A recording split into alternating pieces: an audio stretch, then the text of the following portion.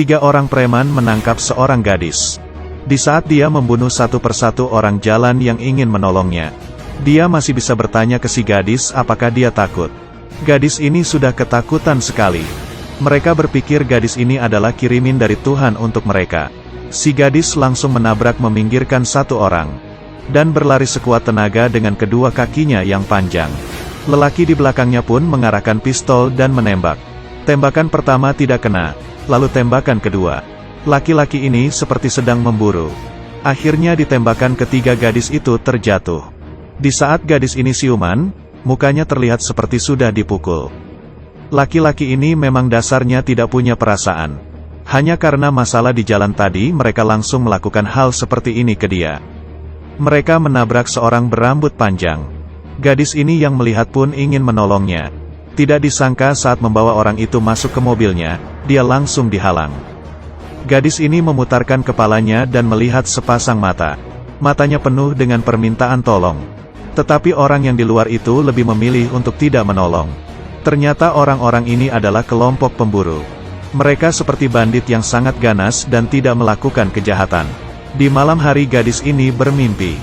Bermimpi dia dengan pacarnya saling mencintai dan sangat romantis. Tiba-tiba gadis itu membukakan matanya. Dia tidak boleh mati seperti ini, karena pacarnya masih menunggunya. Saat itu, bandit lainnya sedang bermain poker. Benaran sedang bermain poker. Gadis itu dengan sekuat tenaga menarik tangannya melepaskan dari ikatan. Bagian itu baru membalikkan tangan ia sudah mozaik. Akhirnya pun terlepas. Dengan hati-hati berjalan keluar dan pura-pura bodoh. Lelaki yang memang pisau pun tertawa. Gadis itu langsung berlari sekencang-kencangnya. Berlari di tanah tanpa menggunakan apa-apa. Lelaki yang memegang pisau itu mengikutinya dari belakang. Ujung-ujungnya gadis itu tetap terkejar. Lelaki itu langsung menusuk bagian pinggangnya. Sang gadis berteriak sangat keras. Dan akhirnya pelan-pelan terjatuh ke tanah.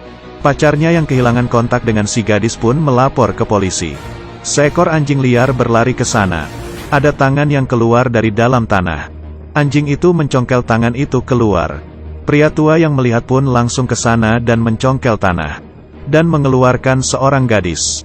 Melihat di sekeliling tidak ada siapa-siapa, pria tua itu pun membawanya ke dalam mobil. Lalu ke tempat tinggalnya. Mengambil kain lalu membersihkan luka-lukanya.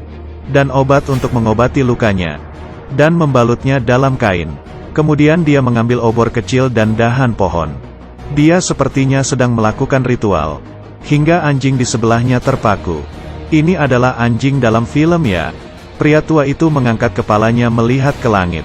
Dia sepertinya sudah melihat apa yang terjadi dengan gadis itu. Tiba-tiba gadis itu mulai bergerak. Sedetik kemudian dia membukakan matanya. Seluruh badannya mulai bergetar. Dia seperti diberikan suatu energi hingga menengadah. Saat itu pupil matanya membesar. Dengan satu pukulan menjatuhkan si pria. Dia berteriak darah harus diganti dengan darah. Pria tua itu berdiri dan langsung memukulnya. Sang gadis pun terjatuh ke tanah. Kali ini sang gadis sudah kembali kesadarannya. Burung hantu di atas pohon bersuara seperti kesedihan. Dia melihat tangannya dan tidak percaya dirinya masih hidup.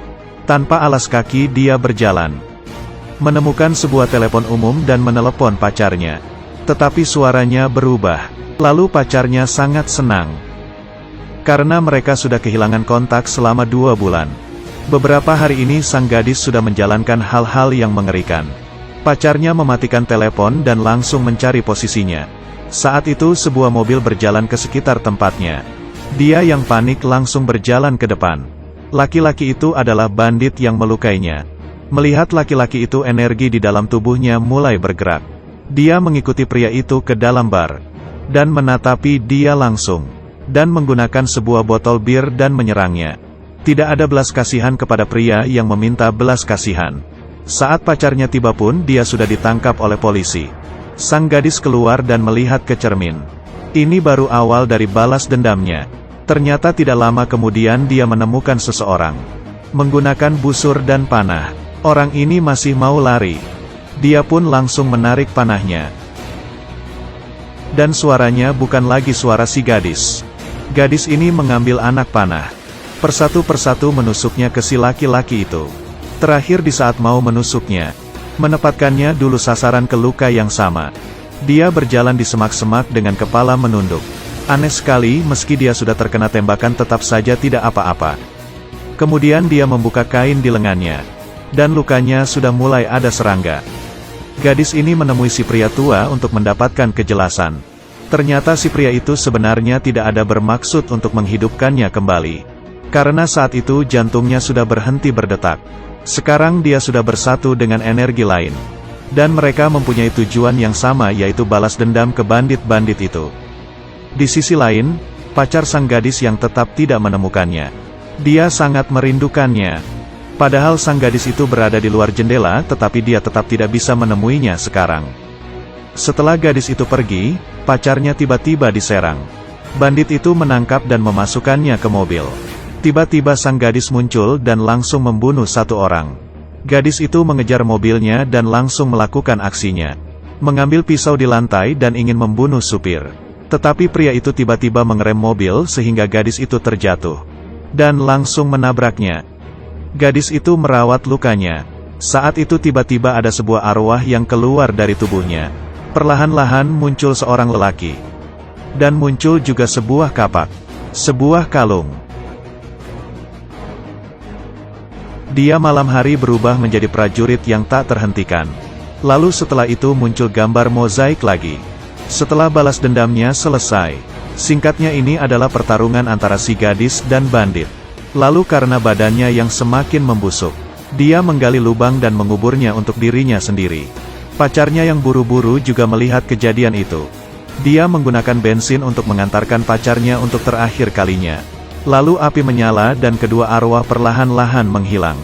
Huo Longguo juga tidak tahu film ini sebenarnya ingin menyampaikan apa. Mungkin ini film yang cocok untuk setelah makan lalu penghilang stres. Saya kasih sesuatu dulu, kapak kecil di tangan 4 sisi, 1 tubuh dan 2 jiwa.